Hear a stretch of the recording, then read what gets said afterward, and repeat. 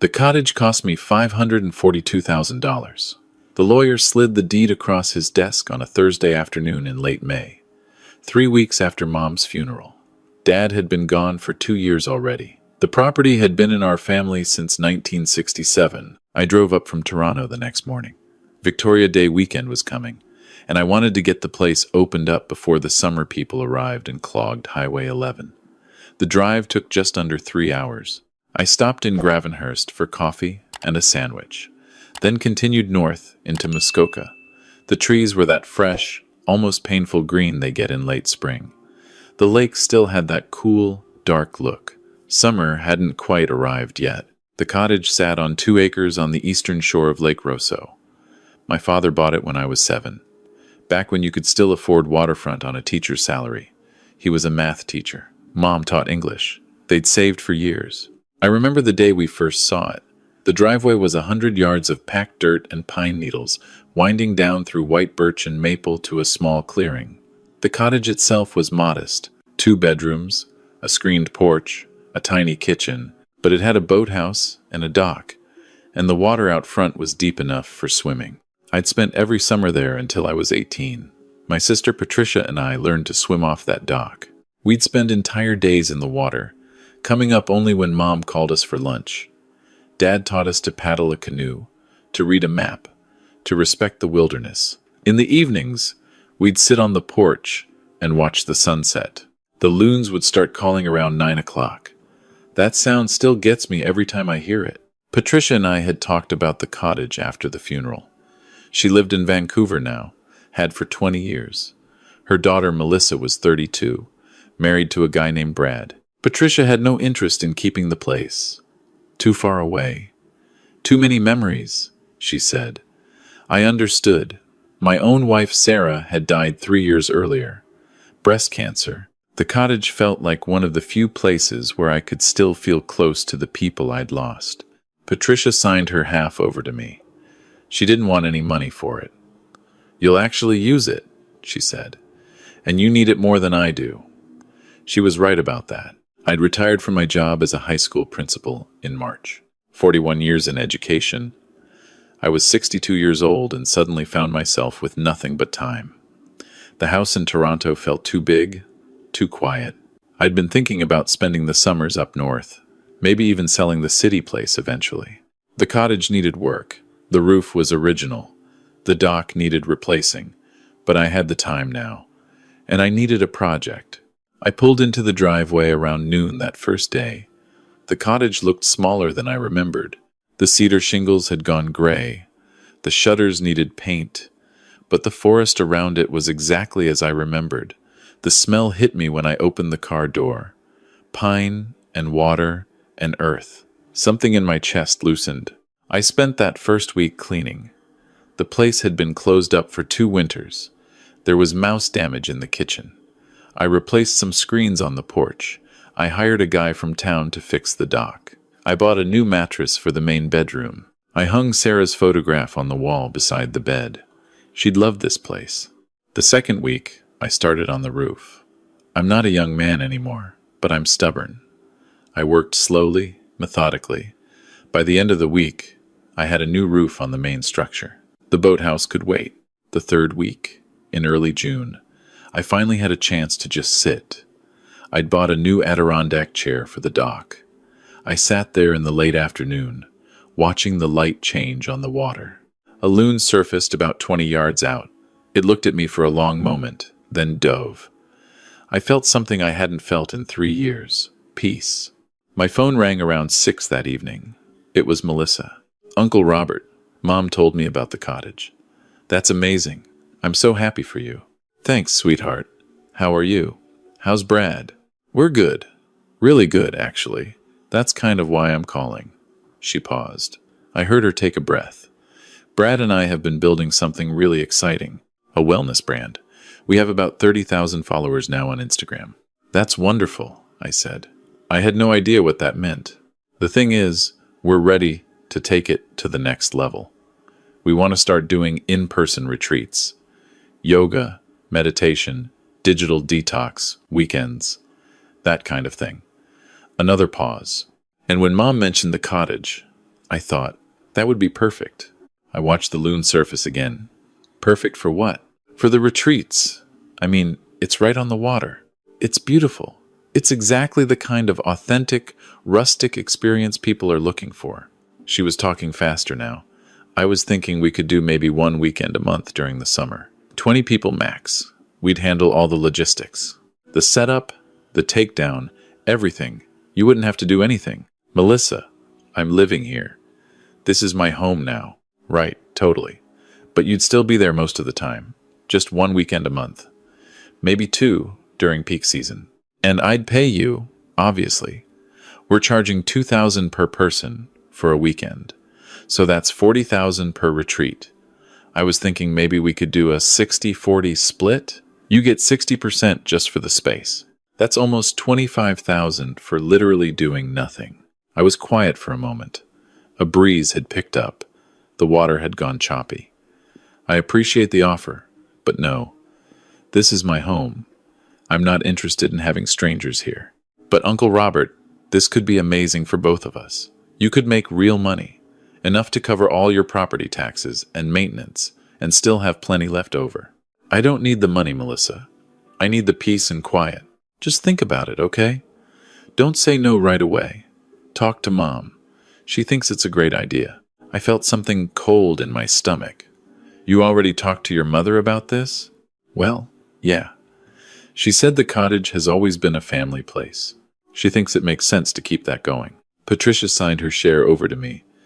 This is my property now, not family property. Mine. God. Okay. I didn't mean to offend you. I just thought you'd be excited about the opportunity. Her voice had gone tight. But whatever. It's fine. Forget I asked. She hung up before I could respond. I sat there for a long time after that. The sun had gone down. The loons were calling. I should have felt peaceful. Instead, I felt uneasy. Patricia called the next morning. Rob, Melissa told me you shot down her idea. Good morning to you too. I'm serious. She's really hurt. She was so excited about this. Pat, I told her no. That's not shooting her down.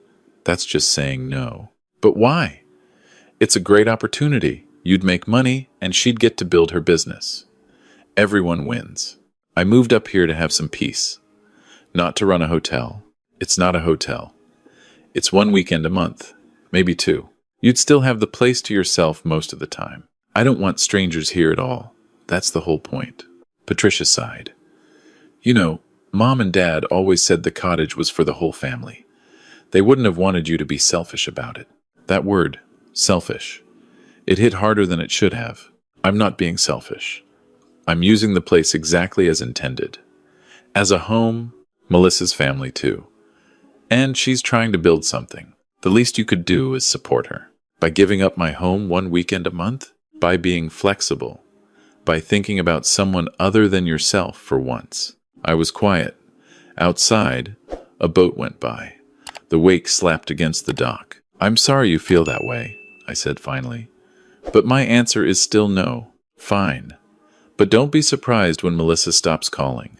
She's not going to forget this. She hung up. I tried to go back to my routine after that. I finished the boathouse roof. I stained the deck. I went into town for groceries and had lunch at the diner where I'd eaten since I was a kid. But the unease stayed with me. 2 weeks later, Melissa called again. Uncle Robert, I want to apologize. I was pushy. I should have respected your decision. That's okay, sweetheart. I understand you were excited. I've been thinking about it, though. What if we did just one weekend? As a trial run? If you hate it, we never do it again. But if it works, maybe you'd consider making it a regular thing. Melissa, please. Just one weekend, end of July. We already have 12 people signed up. I told them about the cottage, about how it's been in our family for generations. They're so excited. If I cancel now, I'll have to refund everyone. It'll kill our credibility. Something about that bothered me.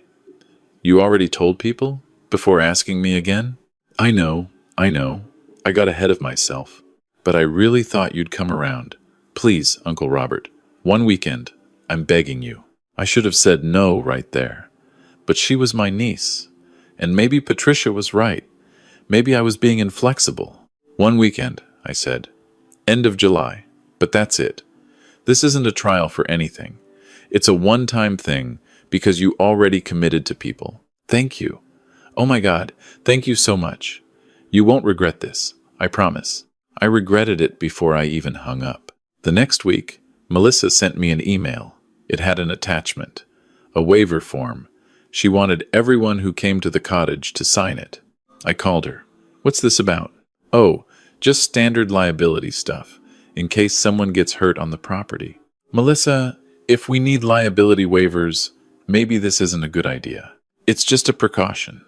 Everyone does it for these kinds of events. Don't worry about it. Don't worry about it. That phrase should have been a red flag. A week later, I was in town when I ran into Tom Hendricks. Tom had been the Cottage Association president for 15 years. He'd known my parents well. Robert, heard you're doing wellness retreats now. That's quite a change. I stared at him. Where did you hear that? Melissa posted about it. Said the cottage is going to be hosting monthly events. Some of the neighbors aren't too happy about it. I'll be honest. We try to keep things quiet up here. Monthly events. I felt my hands go cold. Tom, there's been a misunderstanding. I agreed to one weekend. One, not monthly. He looked uncomfortable. Might want to talk to your niece then, because she's been promoting it pretty heavily. Even set up a booking page. I drove back to the cottage faster than I should have. I pulled up Melissa's Instagram on my phone. There it was, post after post about our family retreat center in Muskoka. Photos of the cottage, the dock, the lake. She'd even posted a price list. $2,000 per person for a weekend, $1,000 for a single day. I called her immediately. Uncle Robert. Hi. I was just about to call you. We have such good news. The July weekend sold out in 3 days, and we already have 8 people booked for August. Melissa, what the hell are you doing? I agreed to one weekend. Not a series. Not a business. I know. But the response has been incredible, and I figured once you saw how smoothly the first one goes, you'd be okay with continuing. You figured wrong. Cancel everything except the July weekend. I can't do that. People have already paid deposits. Some of them have already booked travel. Then refund them. This is my home. I'm not running a retreat center. Uncle Robert, please. You're not being reasonable. This is my business, my livelihood. You can't just pull the rug out. I never put a rug down. You did this without my permission. I have texts from you saying yes to July. That's permission. For one weekend. That's not how contracts work. I sat down. My chest felt tight. What are you talking about? I'm saying we have an agreement. And if you back out now, you'll be breaching it. I'll have to talk to my lawyer about damages. Melissa, are you threatening to sue me? I'm saying I've invested a lot of money and time into this, based on your agreement. I can't just eat that loss. I hung up. I sat on the porch for a long time. The sun was setting. The loons were calling. But I couldn't hear them over the sound of my own heartbeat. Patricia called that evening. What did you say to Melissa? She's in tears. Did she tell you she's been advertising my cottage as a retreat center? That she's been taking bookings for the entire summer without my permission? She's trying to build a business, Rob. She thought you supported her. I agreed to one weekend. One. Not a business arrangement. Well, she's already committed to people. You can't just abandon her now. I'm not abandoning anyone. I'm protecting my home. Your home that used to be our family's home. That Mom and Dad built for all of us. And they left it to me. Because I live 3,000 miles away. Not because you deserved it more. I was quiet. I think, Patricia said slowly, that you're being vindictive. You're punishing Melissa because you're bitter about Sarah. About losing people. You want everyone else to be as isolated as you are. That's not fair, isn't it? When's the last time you had anyone visit? When's the last time you let anyone in? I let Melissa in. Look where that got me. You're going to lose your whole family over this. You know that? Melissa won't speak to you. I probably won't either. Is that really what you want? I want my home to myself. That's all I've ever wanted. Then, congratulations. You'll get it. She hung up. I sat there in the dark for a long time. Maybe they were right. Maybe I was being selfish. Maybe I should just let Melissa have her weekends. It was only a few days a month. What did it matter? But it did matter. This place was mine. The only place where I could still feel close to Sarah, to my parents, to the person I used to be. And Melissa was trying to take it away. I drove into town the next morning. There was a lawyer there, a woman named Janet Morrison. She'd handled my parents' estate. I told her everything. She listened without interrupting. When I finished, she leaned back in her chair. "Do you have any written agreement with Melissa?" "Just texts." I said yes to one weekend in July. "And she's advertising it as an ongoing business?" "Yes. Using photos of your property, your name, the family name. But yes." She nodded. "Robert, she's committed fraud. At minimum, she's violated your property rights. At worst, she's running a business under false pretenses and exposing you to massive liability if someone gets hurt. What do I do?" "First, we send a cease and desist. She shuts down all advertising immediately. Second, you change your locks. All of them. Do you have any reason to believe she has a key?" "She might. Mom kept a spare key in town. Melissa could have gotten it. Change the locks today. Third, I draft a formal notice that she's trespassing if she shows up without permission. And fourth," she paused. "Fourth, you might want to consider a restraining order if she continues. She's my niece. She's also running a fraudulent business using your property. Family doesn't make fraud legal." I hired a locksmith that afternoon. He changed every lock on the cottage and the boathouse. I had new keys made. I kept one and put the spare in a safety deposit box at the bank in town. Janet sent the cease and desist the next day. Melissa called me immediately. "Are you serious right now? You're threatening me with legal action? You're running a business on my property without permission." "I have permission. You said yes." "To one weekend. Not a business. Take down all the posts. Cancel all the bookings except July. That was our agreement. I'm not doing that. And if you try to stop me, I'll sue you for breach of contract and emotional distress. Brad's uncle is a lawyer. He says we have a case. Then I guess we'll see each other in court." She hung up. The post stayed up. If anything, she posted more. She started a whole series about creating our dream space in Muskoka. She posted photos of the interior of the cottage. Photos I'd never sent her, which meant she'd been inside. Recently, I called Janet again. She's been in the cottage. After I changed the locks. How? I don't know, but she's posted interior photos from this week. We need to file a police report. This is breaking and entering. I met with the OPP officer 2 days later. Young guy, probably 30. He looked at the photos on Melissa's Instagram. These are definitely recent. You can see the new furniture. I haven't given her permission to be here. Has she responded to the cease and desist? No. He nodded. I'll pay her a visit. Have a conversation. Sometimes that's enough. It wasn't enough. Melissa took down the interior photos, but she posted a long story about family betrayal and bitter people who can't stand to see others succeed. She didn't name me, but everyone knew who she meant. I started getting messages from relatives I hadn't spoken to in years. Most of them thought I was being unreasonable. The July weekend approached.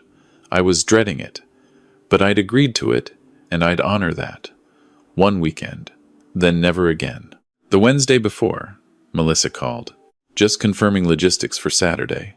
We'll arrive around 10 a.m. The guests are coming at noon. Fine. Oh, and we're bringing some equipment. A sound system for the yoga sessions. Some cooking gear for the meals. Is the basement accessible? I don't want anything stored here permanently. It won't be permanent. Just for the summer season. Melissa. It's fine. Don't worry about it. See you Saturday. She hung up before I could argue. I should have known then. I should have seen it coming. Saturday morning, I was on the dock when I heard vehicles coming down the driveway. Plural. I walked up to the cottage.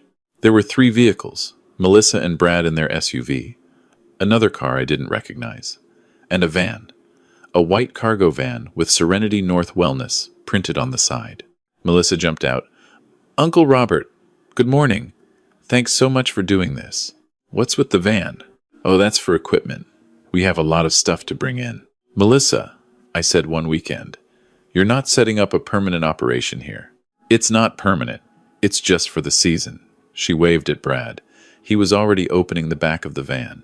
We'll store it in the boathouse. You won't even know it's there. No, nothing gets stored. You bring what you need for this weekend, and you take it all when you leave. She looked at me, really looked at me, and I saw something in her face that made my blood run cold. She wasn't planning to leave. Uncle Robert, maybe we should talk inside. I don't think so. Please, just for a minute. Against my better judgment, I followed her onto the porch. Brad stayed by the van. The other car hadn't opened yet. Melissa sat down. She folded her hands. I'm going to be honest with you. This isn't just about one weekend. I know. I told you to cancel everything else. I can't. But it's more than that. She took a breath. Brad and I are moving up here. For the summer at least. Maybe longer. I stared at her. What? We gave up our apartment in Toronto. Serenity North is our full-time thing now. And we need to be where the business is. Which is here. This is MY home. I know. And we're not asking to live in the main cottage. That's yours. But the boathouse has a bedroom, a bathroom, a little kitchen. We can stay there. You won't even know we're here most of the time. Melissa, no. Absolutely not. Uncle Robert, please. We have nowhere else to go. And this is family property. Family helps family. There it was. That phrase. The one I'd been dreading. Get out. What? Get out of my cottage. Get off my property. Now. You can't be serious. I'm completely serious. You have 60 seconds to get back in your vehicles and leave. And if we don't, then I call the police. She stood up. Her face had gone hard. You're going to regret this. I have 12 people showing up here in 2 hours. They've paid. They've booked travel. Some of them flew in from the States.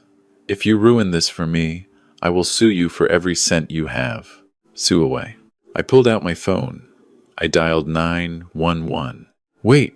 She held up her hand. Okay. Fine. We'll leave. But let me do this one event. The people are already on their way. I can't cancel now. You should have thought of that before you tried to move in. The 911 operator answered. 911. What's your emergency? I need an officer at 247 Lakeshore Road, Lake Rosso. I have trespassers who are refusing to leave. Melissa's face went white. Brad started walking toward the porch. The doors to the third car opened. A man and a woman got out. They looked confused. Sir, are you in immediate danger? The operator asked. Not physically.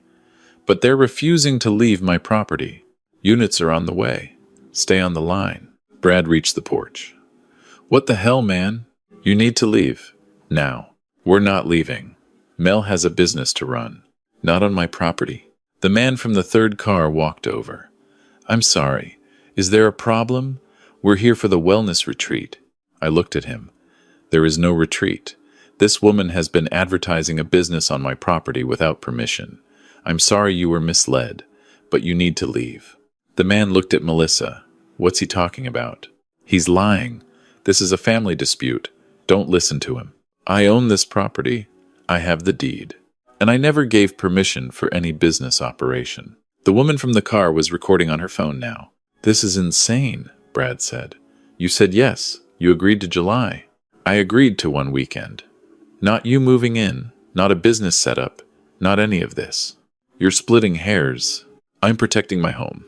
2 OPP vehicles pulled into the driveway. The officers got out. One of them I recognized. Officer Chen. He'd been the one I spoke to before. Mr. Fletcher, what's going on? These people are trespassing. I've asked them to leave. They're refusing. Chen looked at Melissa. Miss Wakefield, we spoke 2 weeks ago. I explained that you couldn't operate a business here without your uncle's explicit permission. He gave permission. Show him the texts. Uncle Robert. Show him where you said yes. I pulled out my phone. I showed Chen the texts. He read them. These say, you agreed to one weekend at the end of July. That's next weekend. What? No. Today is July 29th. That's the end of July. July 29th is a Wednesday, Chen said patiently. The last weekend of July is August 5th and 6th. I watched Melissa's face crumble. She'd gotten the date wrong. But people are coming. They'll be here any minute. Then you need to contact them and tell them there's been a mistake, Chen said. This property is private. You don't have permission to be here today. This is ridiculous. He's doing this on purpose. Ma'am, you need to leave. Now. Or I'll have to charge you with trespassing. The couple from the third car were already backing away. The woman was still recording. Brad put his hand on Melissa's shoulder. Come on. Let's go. No. This is our business. This is our future, Melissa. Brad's voice was firm. We're leaving. She turned to me. I will never forgive you for this. Never. I'm sorry you feel that way. They got in their vehicles. Brad had to physically guide Melissa to the SUV. She was crying. The van backed out. The other two vehicles followed. I stood on the porch and watched them go. Officer Chen stayed for a few minutes. Do you want to press charges? No. I just want them to leave me alone. I'd recommend getting a restraining order, just to be safe. I'll think about it. He nodded. For what it's worth, you did the right thing. Setting boundaries isn't selfish. After he left, I went back down to the dock. I sat in my chair. My hands were shaking. An hour later, my phone started buzzing. Texts, dozens of them. From Patricia, from other relatives, from people I barely knew, all saying the same thing. How could I do that to Melissa? How could I humiliate her like that? She'd lost her apartment, invested everything in this business, and I'd destroyed it all. I turned my phone off. The next week was quiet. Too quiet. I kept expecting Melissa to show up, or Patricia, or someone, but no one came. I went into town for groceries. People stared at me. The story had gotten around. Tom Hendricks avoided eye contact when I saw him at the hardware store. I was the bad guy. The bitter old man who couldn't stand to see his niece succeed. Janet called me on Thursday. Robert, we need to talk. What now? Melissa's lawyer contacted me. They're claiming you caused economic damages by backing out of your agreement. They're asking for $50,000. I sat down. I never had an agreement. Not for what she was doing. I know. And we'll fight it. But I wanted you to be prepared. This is going to get ugly. It did get ugly. Over the next month, the lawsuit moved forward. Melissa gave interviews to local papers about elder abuse and family property disputes. She painted herself as a young entrepreneur destroyed by a vindictive relative. She posted constantly on social media. Her followers ate it up. Brad left her in late August. I heard about it through the family grapevine. Apparently he'd had enough of the drama. The wellness business never happened. Melissa moved back to Toronto, into Patricia's spare room. Patricia still wouldn't speak to me. In September, Janet and I went to court. The judge read through everything. The texts, the cease and desist, the police reports, Melissa's social media posts. He took about 5 minutes to rule. Miss Wakefield, you misrepresented your agreement with the plaintiff. You attempted to establish a commercial operation on private property without clear permission. Your claim for damages is without merit. Case dismissed. Melissa stood up. But I lost everything because of him. You lost everything because you overreached. This court has no sympathy for your position. You're fortunate Mr. Fletcher isn't countersuing for fraud. We left the courthouse. Melissa tried to follow me to my car. I hope you're happy, she said. You destroyed my life. I stopped, turned around. You destroyed your own life, Melissa. You lied. You manipulated. You tried to take something that wasn't yours. And when you got caught, you blamed everyone but yourself. I'm your niece. That doesn't give you the right to my property. Or my life. Family is supposed to support each other. Family is supposed to respect each other. You didn't respect me. You didn't respect my home. You didn't respect my decision when I said no. She was crying now. I just wanted to build something, to have something of my own. Then build it with your own resources, not mine. I got in my car and drove back to Muskoka. The cottage was exactly as I'd left it. Quiet, peaceful, mine. I made myself dinner that night. Sat on the porch. Watched the sun go down. The loons started calling around 9. A beaver swam by, leaving a V-wake in the still water. My phone buzzed. A text from Patricia. I'm sorry. That was all it said. I looked at it for a long time. Then I put the phone down and went back to watching the lake. I've been up here full time since then. Winter came. The lake froze solid by January. I learned to cross-country ski on the old logging roads behind the property. I learned to appreciate the silence of snow. I learned that loneliness and solitude aren't the same thing. Patricia visited in March. We didn't talk about Melissa. We talked about Mom and Dad instead. About Sarah. About the years we spent here as kids. It was a start. Melissa sent me a letter in April. She apologized. Said she understood now why I'd done what I did. She didn't ask to visit. She didn't ask for anything. Just said she was sorry. I wrote back. Short. Simple. Told her I accepted her apology. Told her I hoped she'd find what she was looking for. I don't know if we'll ever have a relationship again. Maybe we will, maybe we won't. But I have my peace. I have my home. And I've learned that sometimes the kindest thing you can do for someone is refuse to enable them. The ice went out in late April. The loons came back. I sat on the dock and watched them. One of them surfaced close to shore, maybe 10 feet away. It looked at me for a long moment. Then it dove. I'm still here, still watching, still listening to the sound of the water against the dock, the wind in the pines, the loons calling in the evening. This place is mine, not because I bought it or inherited it, but because I chose it, and I chose to protect it. Some people will say I was wrong. That family should always come first. That I should have been more flexible, more giving, more willing to share. Maybe they're right. But I'm 63 years old. I've spent my whole life taking care of other people, teaching their children, solving their problems, being reasonable, being flexible. This place is the one thing I have that's just mine, and I'm not sorry for keeping it that way. I sit here every morning now, coffee in hand, watching the sunrise over the water. The surface is like glass on calm days, rippled and dark when the wind picks up. I've learned to read the weather by the way the light hits the trees on the far shore. I think about my parents sometimes, about whether they'd be disappointed in me, but I don't think they would be. They taught me to stand up for myself, to know my own mind, to understand that being kind doesn't mean being a doormat. And I think about Sarah, about what she'd say if she were here. I think she'd pour herself a coffee, sit down beside me, and say what she always said when I was struggling with a decision. You did the right thing. I like to think she's right. The cottage still needs work. Always will. That's the nature of owning a place like this. But I have time. All the time in the world. And every morning, I wake up to this. To peace. To silence. To home. That's worth more than any amount of money. More than any family approval. More than anything else I can think of. I'm here. And I'm staying. That's the end of it.